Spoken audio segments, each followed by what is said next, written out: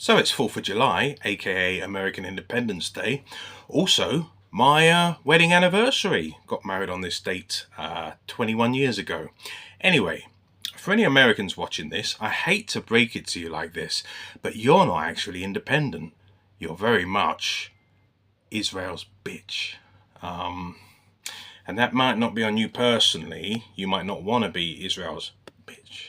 But your government is making you that by wholeheartedly supporting the genocide that Israel's been carrying out in Gaza for nearly 2 years now, supplying them with the £2,000 bombs they drop on men, women and children. As we know, 70% of the people who have been killed are women and children, and it's estimated to be 50-something thousand, but people think it might be as much as 4 times that many who've been slaughtered. So, Americans, you're not independent. You're doing Israel's foul bidding, aren't you? I don't know that you'd have been better off staying a colony of Britain, because we're just as bad. Basically, America says jump, and we say how high. Yes, sir, no, sir, 3 bags full, sir. We are America's little poodle who does everything we're told, even more than a poodle would, actually. So none of us are independent, really, are we? Brits, Americans. Few people are independent at this time. The Houthis of Yemen are fairly independent, in terms of at least they're free from Zionist pressure to support genocide. And for anyone watching in the UK, where the Houthis are probably a proscribed group, I'm not actually saying I support them, because apart from anything, I don't want to go to prison. But they are doing something to try and stop a genocide, aren't they? As are a lot of people in Ireland, a lot of people in Spain. In fairness, a lot of people in the US and the UK, a lot of people everywhere. But just not enough people. Maybe if 10 times as many people had hit the streets as have to protest, and 10 times as many people had overcome their shyness and spoken about it on social media and with people when they see them and whatever, something might have happened to stop the genocide, because probably for every 100 people that speak out against it, one person does something about it, So, what can we do? I don't know. We can march in the streets. We could try and take direct action, like the people have been targeting Elbit Systems in the UK. What are they called? I better not say their name, because they're becoming an illegal group that you're not allowed to support as well.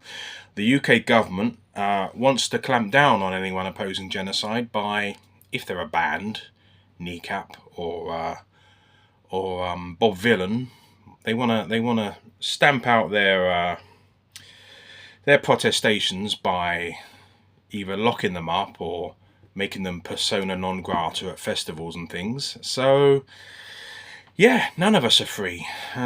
Independence Day, hopefully one day we'll all be free from the tentacles of Zionism, the Zionist lobby.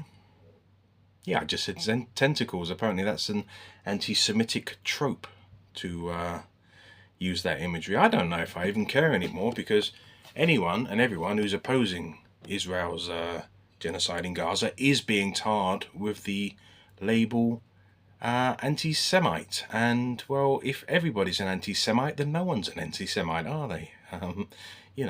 Israel, you've done the old boy who cried wolf routine, haven't you, a little bit? By labelling everything as anti-Semitism, nobody can take you seriously when there actually is anti-Semitism, because we think you're just making it up again, as you're labelling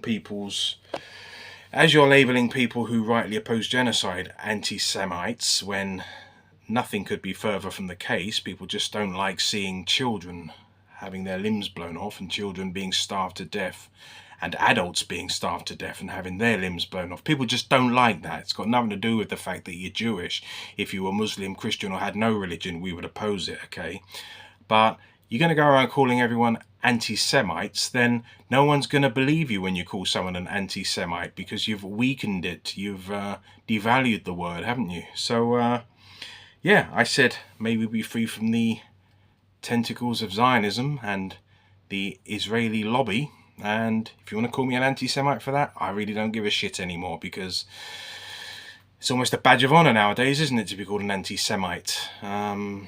Because most of the people being called anti-Semites in the world today are people who are opposing Israel's filthy genocide in Gaza, which, as I said, has been going on for nearly 2 years, and which has followed eight decades of land theft, oppression, multiple massacres and mowings of the lawn, as Israel likes to call it, when they periodically go into Gaza or the West Bank and just start murdering people in large numbers. That's about 6 minutes now. I doubt anyone's watching this far. Free Palestine, from the river to the sea. Inshallah, one day in our lifetimes, Palestine will be free. And we will be free. We will be independent of people who pressure us to support Israel and other disgusting regimes. Thank you.